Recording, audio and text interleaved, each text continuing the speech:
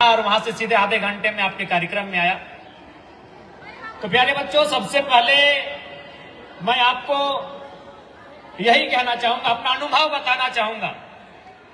क्योंकि आप किसी राज परिवार से नहीं हैं, आपके माता पिता किसी बड़े घराने से नहीं हैं, तो मैं आपको अपना अनुभव बताना चाहूंगा कि आज आपके सर ने मेरा तो बहुत लंबा परिचय दिया, लेकिन खैर हम लोग अभी बहुत कुछ करना है। हम लोग मानते हैं अभी हमने शुरुआत किया है, अभी तो कुछ किया ही नहीं है। लेकिन आज जो आप एक एमएलए के रूप में मुझे देख रहे हैं, इस झारखंड के राजनीति में एक विधायक के रूप में आओ, लेकिन आज भी अगर आप मेरे बारे में जाने तो मैं उसी बैकग्राउंड से आता हूं जिस बैकग्राउंड से में आने से पहले मैं एमएलए था। मेरे पिताजी का देहांत जब हुआ था, उस समय झारखंड अलग राज्य आंदोलन बहुत पीक टाइम था, 80-85 का वो टाइम था, और काफी नाकाबंदी हुआ करती थी। पुलिस के साथ हमेशा आमना सामना होता था आंदोलनकारियों का। उसी क्रम में एक लाठी हमारे पिताजी के सर पे लगी थी। उन्होंने घर में किसी को बताया नहीं, भविष्य में जाकर वो ब्रेन ट्यूमर बनने का काम हुआ। और जब मेरी आयु लगभग 2 साल के आसपास थी, मेरे पिताजी और मेरे दादाजी दोनों का डेथ हो गया था। यानी एक ही साल 3-4 महीना के अंतराल में मेरे पिताजी भी और मेरे दादाजी दोनों इस दुनिया के छोड़ के चले गए। और हमारे गांव देहात में एक कहावत है, पता नहीं रांची वाले समझेंगे कि इस कहावत को, हमारे धनबाद बोकारो में कहावत है कि जय घारे मरद न से घारे भरद न। यानी लगभग, क्योंकि पिताजी का भी मेरा डेथ हो गया था, मेरा दादाजी का भी डेथ हो गया था, तो उस घर में मैंने पुरुष सब कोई नहीं। मेरी माँ भी विधवा हो चुकी थी, मेरी दादी भी विधवा हो चुकी थी। हाँ, मेरे एक चाचा है, अभी भी जिंदा है, लेकिन दुर्भाग्य कहिए कि उनके दोनों आंखें जन्म से नहीं है, मैंने जन्मांध सुरदास है। तो इसीलिए कहावत है कि भाई गांव देहात में कि जे घारे मरद ना हो से घारे बरद हो ना, क्योंकि हार के जो तो। और हम लोग जिस परिवार से आते हैं, मूल रूप से खेती बाड़ी करने वाला परिवार। हमारी माँ का उस समय उम्र मात्र 28 साल था, और उससे भी बड़ा दुख का बात क्या था कि जो मेरा छोटा भाई था वो माँ के कोख में था। मैंने दुख खत्म ही नहीं हो रहा। पिताजी एक साल उसी साल डेथ कर गए, दादाजी उसी साल डेथ कर गए, अगर चाचा भी है तो दोनों आंख उसका नहीं है, और छोटा भाई दुनिया में आया नहीं हो तो 4 या 5 महीना माँ के पेट में ही है। तो सोच के देखिए, उस परिस्थिति में मेरा परवरिश हुआ। लगभग पूरे 25 साल तक मैंने देखा अपनी माँ को हर उस काम को करते हुए जो एक पुरुष करता है, केवल हल चलाते हुए नहीं। क्योंकि हमारे समाज में ये मान्यता है कि एक स्त्री हल का बूटा को नहीं पकड़ सकती है। अगर ये बाध्यता नहीं होती तो शायद मैं अपनी माँ को देखता है कि वो हल भी चला लेती। बाकी हर वो काम को मैंने अपने माँ को करते हुए देखा जो एक पुरुष कर सकता है। और आज बिल्कुल मेरा यहाँ आना एक आश्चर्यचकित घटना है कि जरा माँ, तो जब हम पहली बार गिरिडीह जिला के दिशा की मीटिंग को अटेंड करने गए थे, उस मीटिंग में उस जिला के सभी विधायक होते हैं। गिरिडीह जिला के 6 विधायक, कोडरमा के सांसद, गिरिडीह के सांसद, और उस जिला के जितने भी पदाधिकारी हैं, चाहे आईएएस रहे, आईपीएस रहे, सभी मीटिंग में आते हैं। उस मीटिंग का नाम दिशा है। जब मीटिंग खत्म हो गई तो उस समय जो जिला के उपायुक्त थे नमन लकड़ा, जो आपके रांची के ही है, नमन जी हमारे सामने आया। उन्होंने एक ही सवाल किया कि हो जयराम महतो। सब चले गए, हमको बैठा के पूछे कि भाई कैसे राजनीति में जो भी आता है एक बैकग्राउंड को लेकर आता है, एक बहुत बड़ा सिस्टम को लेकर आता है, एक बहुत बड़ी परिपाटी को लेकर आता है, आप उसको तोड़कर कैसे आ गए यहाँ तक? क्या सर, हमको भी आइडिया नहीं, बस अचानक से हम यहाँ तक आए। तो हम कहना ये चाहते हैं प्यारे बच्चों की जिंदगी में हर किसी को एक मौका मिलता है, हर किसी को। अब सवाल ये है कि जब आपको वो मौका मिलेगा उस दिन आपकी तैयारी कैसी है? कोई नहीं, यहाँ जितने भी बच्चे आप बैठे हैं, आप पढ़ाई लिखाई कर रहे हैं, मन लगा के पढ़िए, हमारी शुभकामनाएं हैं। और सपने भी देखिए, बड़ा से बड़ा सपना देखिए।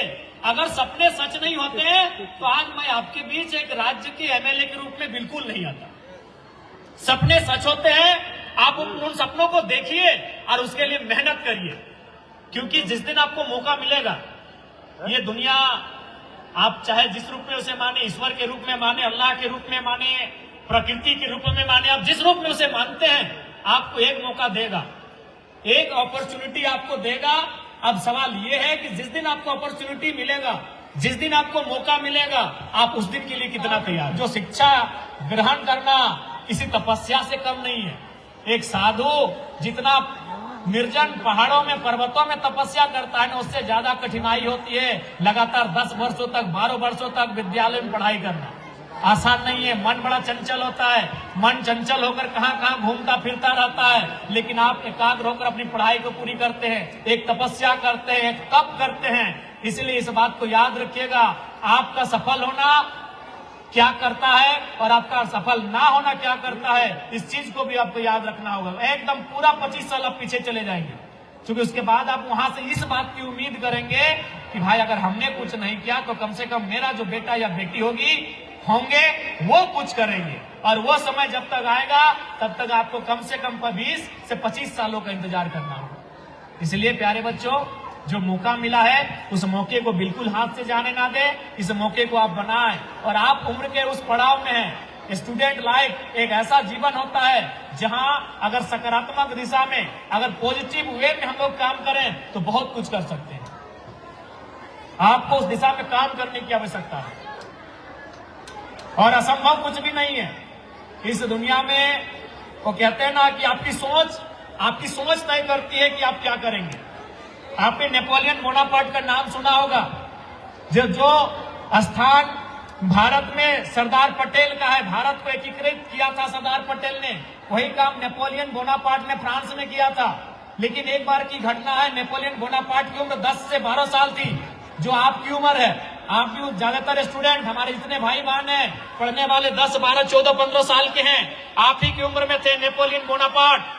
तो उनकी माँ उनको लेकर एक ज्योतिष के पास चली गई। अनुमान हमारी माँ भी हमारी बड़ी चिंता करती है। कोई पंडित के पास, कोई बाबा के पास हाथ दिखाने के लिए ले जाती है कि हाथ थोड़ा देखिए, इसके हाथ देखकर बताइए कि मेरा लड़का कैसा होगा। तो नेपोलियन बोनापार्ट की माँ भी उनको लेकर एक ज्योतिष के पास चली गई और बोली कि महाराज इसके हाथ को देखिए और बताइए कि मेरा जो लड़का है वो आगे चलकर कैसा होगा। ज्योतिष ने हाथ को देखा, हाथ की रेखाओं को देखा और देखने के बाद कहा इसका जो जीवन है बड़ा संकट में है, इसका जो जीवन है वो बड़ा कष्टकारी है, इसके जीवन में खूब सारी असफलताएं हैं। तो नेपोलियन बोनापार्ट ने कहा कि आप ऐसा कैसे कह सकते हैं। कहा आपके हाथ की लकीरें ऐसा है, इस हाथ की लकीरों को कोई टाल नहीं सकता है। आपकी हाथ की लकीरों में ऐसा लिखा है, ऐसा ही होगा।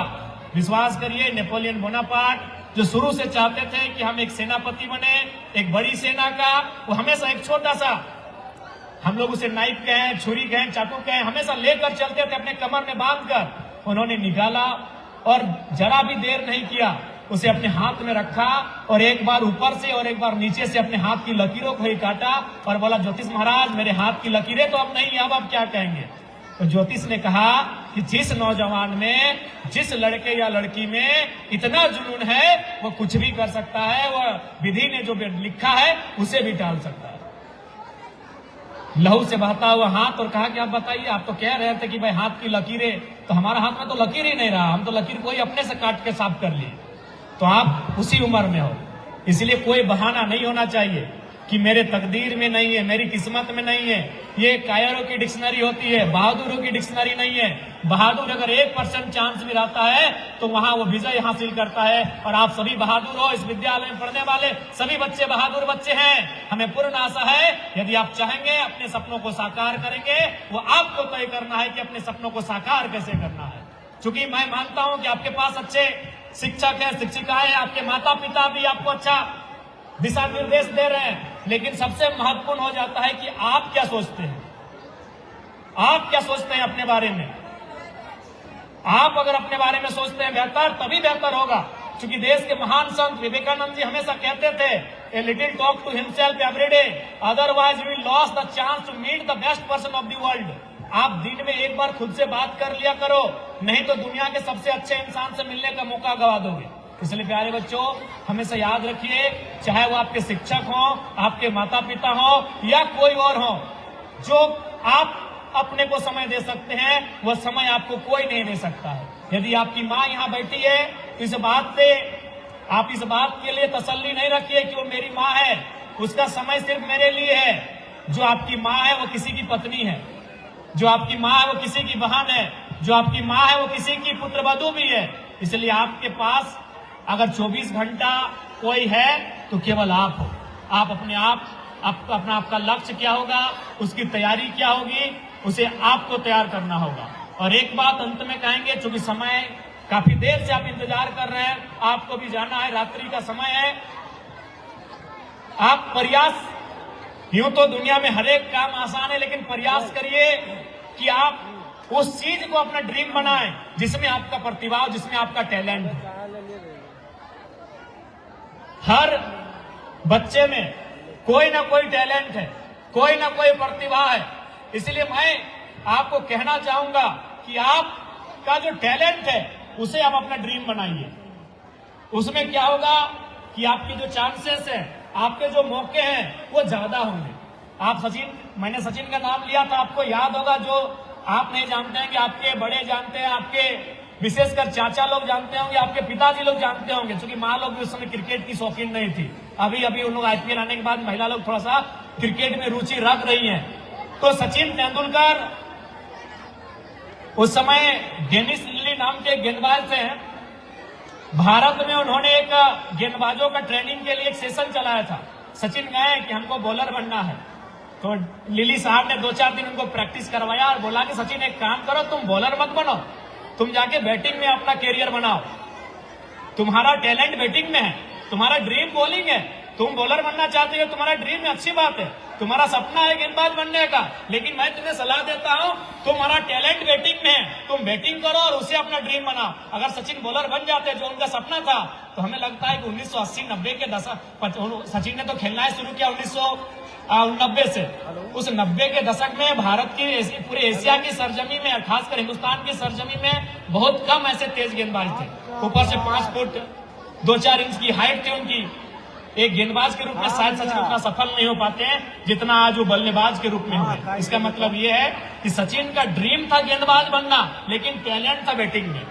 उन्होंने अपने ड्रीम को नहीं, अपने टैलेंट को, किसी ने सलाह दिया कि तुम टैलेंट को पकड़ो।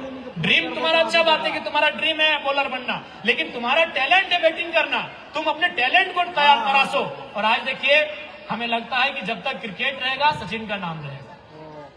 इसलिए प्यारे बच्चों, आपके अंदर जो टैलेंट है, आपके अंदर जो प्रतिभाएं हैं, उस प्रतिभा को आप तराशो और उस पर मेहनत करो, लगातार मेहनत करो, इतना मेहनत करो कि उस फील्ड में आपके सामने आके कोई खड़ा ना रहे। आप इतना मेहनत करो कि उस फील्ड में आपके सामने आके कोई खड़ा ना रहे।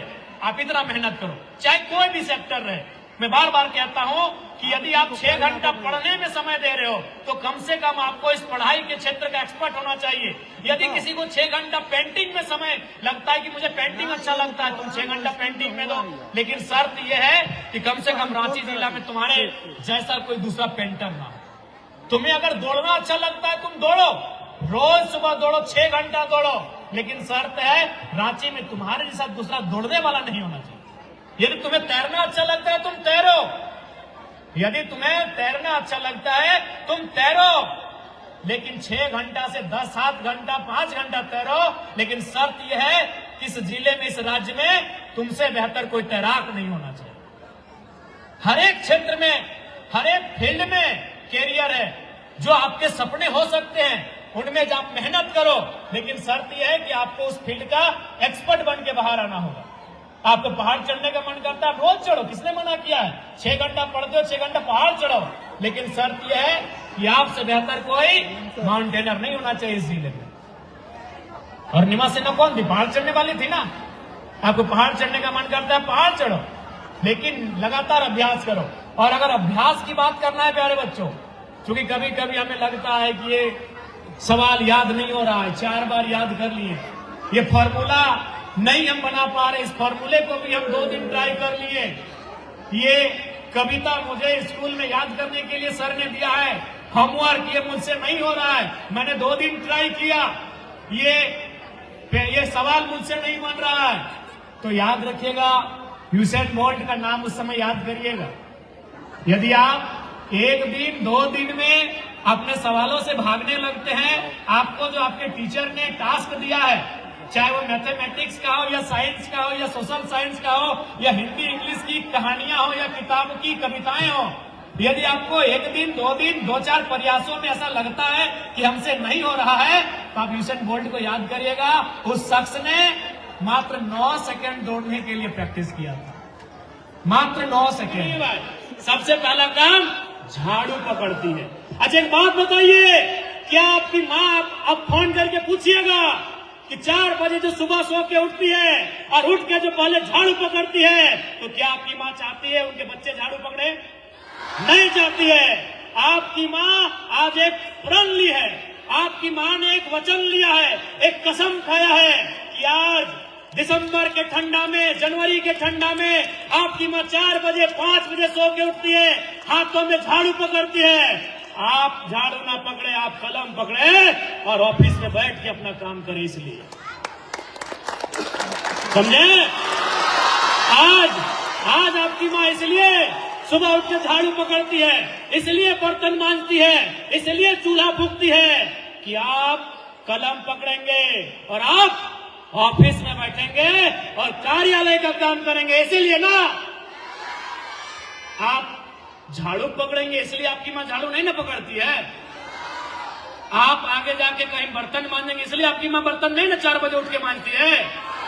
वह जानती है कि हम तो दुख है ही हमको, लेकिन मेरे बच्चे दुखी ना हो, इसलिए आपकी माँ, आपने बताया भाई क्या नाम है आपका? ग्रीस दिवाकर। ग्रीस ग्रीस ग्रीस ग्रीस ग्रीस ग्रीस दिवाकर आपने बताया। पर शायद यहाँ बैठे हुए बहुत सारे बच्चे, हमें लगता है अधिकांश बच्चों की माँ हाउस वाइफ है ना, जो सुबह 4 बजे 5 बजे उठती हैं और घर का काम करती है। इसलिए करती है कि आपके हाथ में झाड़ू नहीं, आपके हाथ में कलम हो, आप शिक्षक बने, आप डॉक्टर बने, आप वकील बने, आप सीओ बने, आप बीडीओ बने, आप दरोगा बने और इस देश को, इस राज्य को चलाए। इसलिए आज आपकी माँ इतना मेहनत कर रही है। आप बताइए आपको क्या करना है? अब आप बताइए क्या करना है आपको? आपके माता पिता के सपनों को पूरा करना है या छोड़ देना है? क्या करना है? आवाज नहीं आ रही है प्यारे बच्चों। आप भूखे हो गए लग रहा है आप भूखे हैं। आवाज नहीं आ रही है। पूरा करना है, पूरा करना है ना? पक्का? चलिए ठीक है, चलिए। हमें लगता है आपके अंदर आग है और उस आग से जो चिंगारी निकलेगी वह किसी को जलाएगी नहीं, वह रोशन करने का काम करेगी। आप सभी के अंदर आग है, वो आग चिंगारी बन के बाहर आएगी और वो दुनिया को जलाएगी नहीं, दुनिया को रोशनी देने का काम करेगी। मुझे ये विश्वास है। और साथ ही साथ अभी 10वीं की परीक्षा है। जितने भी बच्चे 10वीं की परीक्षा में शामिल होंगे उन्हें मेरी शुभकामनाएं हैं। वो मन लगाकर पढ़ें। 10वीं कह सकते हैं कि आपका जो है वो पहली सीढ़ी है। जब आप इतनी जिस मजबूती के साथ इस सीढ़ी में अपना शुरुआत करेंगे। अच्छा ठीक है, 10वीं क्लास के जितने बच्चे आप लोग आ जाइए, आपके साथ एक लाइव चलो, फोटो सेशन भी हो जाएगा।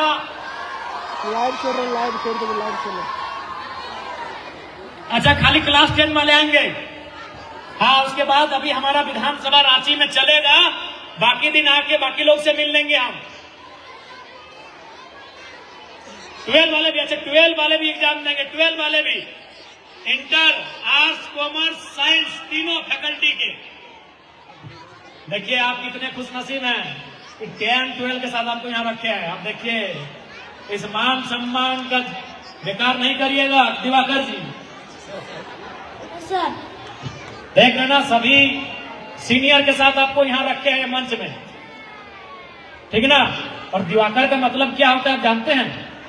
दिवाकर मतलब सूर्य होता है और सूर्य दुनिया को रोशन करता है।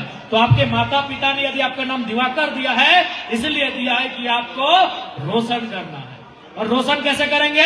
जब आप पढ़ेंगे। गुड, शाबाश।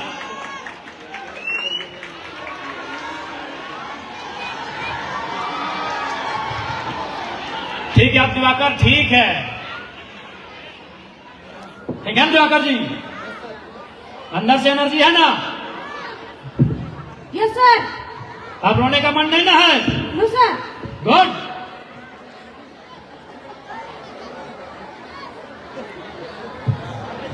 तो पुनः प्यारे बच्चों, विशेषकर जितने मेरे छोटे बच्चे हैं, छोटे भाई बहन, आप लोग मन लगा के पढ़िए। हमारी ढेरों शुभकामनाएं, और 10वीं और 12वीं के सभी बच्चों को बहुत सारी शुभकामनाएं। सभी माता पिता जो आए हैं उनको भी शुभकामनाएं। अपने बच्चों को पढ़ाइए, अच्छे से पढ़ाइए। जितने भी अतिथिगण आए हैं, आप इस विद्यालय के देख रेख में, दिशा निर्देश में अपनी भूमिका का निर्वहन करें, और विद्यालय परिवार के प्राचार्य समेत, प्रधानाध्यापक समेत जितने भी शिक्षक शिक्षिकाएं हैं, सहयोगी हैं, स्टाफ है, उन सभी को शुभकामनाएं। उनको मेरा अभिनंदन कि आप ये बच्चे जो आपके विद्यालय में हैं, ये कल के भविष्य हैं, इन्हें आप तरह से इन्हें तैयार करें। हमारी शुभकामनाएं। मीडिया के साथियों को भी बहुत बहुत धन्यवाद।